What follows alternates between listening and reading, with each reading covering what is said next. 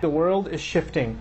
It's going to be people who believe in God on the one side and people who don't believe in any God on the other side. Right now we have disagreements among each other, different schools of thought, even Muslim versus Christian versus Jewish versus Hindu, etc., etc., etc. Pretty soon the world is polarizing along two lines. I don't believe in any God. In any religion I believe in a God. That's the shift that's happening. That's the polarization that's happening in every corner of the United States. And it's happening like wildfire. Don't you for a second think it's not going to affect the Muslim community. It is. It absolutely is. You and I have to learn Qur'an as parents, not for our children, for ourselves. We have to learn Qur'an, we have to love it so much that our children, as they're raised, they know, my dad, somebody asks, what does your dad like to do? They say that he loves to learn the Qur'an. He's always talking about the Qur'an. I learned everything I know about the Qur'an, most of it I came from my dad. He's always listening to an explanation of it. He's always telling me to recite more. He's always memorizing it. He loves the recitation of it, all this stuff.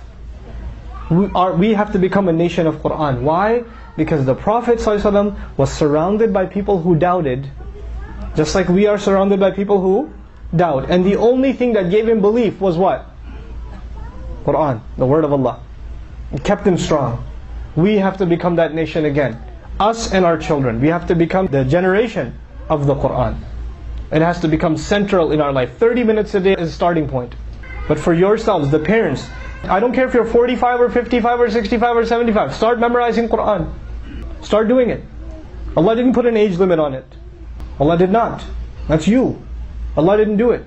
Show Allah you love His book, and Allah will put blessings in your life you didn't even see. You won't have to ask somebody else for advice on how to raise your children. Allah will give you that advice in His book. He will have those answers for you and me in His book. We have to have that direct relationship with this book. I tell you, most of our problems in the Muslim community are because we are disconnected from the Qur'an. We don't feel for it, we don't feel love for it, we don't have a relationship with it, we don't go to it for advice, we don't recite it every day, we don't care to memorize it, we don't care to learn more and more of it, we haven't shown it enough love. This word Allah honored this ummah with, and we haven't given it enough love. If we did, I tell you, our problems would start disappearing. I guarantee you.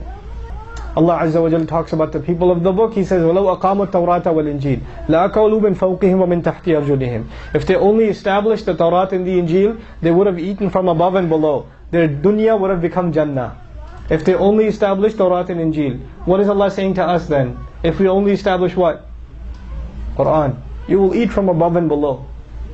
Allah will make dunya into Jannah. Just come back to His book. This is the real advice to parents. The memory we leave our children with, my dad loved video games, my dad loved movies, but more than anything else, he loved Qur'an. He really liked basketball, but he loved Qur'an. Qur'an he really, really loved. And he made sure, he wanted us to love it too. He used to tell us stories from it. He used to give us advice from it. Tell your children the amazing stories from the Qur'an. And you won't be able to tell them if you yourself are not amazed by them. If you're not in awe of the story itself, you won't be able to impress your children. But man, from early childhood, you, not anybody else, you tell the stories from the Qur'an. You will have to do it. I was teaching one of my daughters the story of Yusuf alayhi salam the other day, and I didn't finish the story. She's asking me 4 days about what happened. He got thrown into jail. Then what happened? I can't tell you. I'll tell you later. And she's been asking me, I'll tell her on the way back, I'll tell her today inshallah. What happened after he got thrown into jail?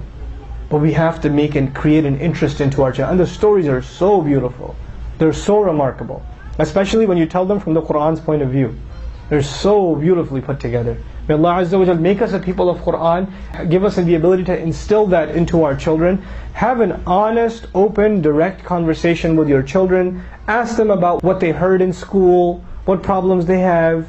And then you yourself seek the answers from Allah's book. You say, you know the thing your friend just told you, or this terrible thing you saw, you know what Allah says about that? Let me show you. We're literally teaching our children how to go to Allah for answers. That's what we have to do. We have to create that generation.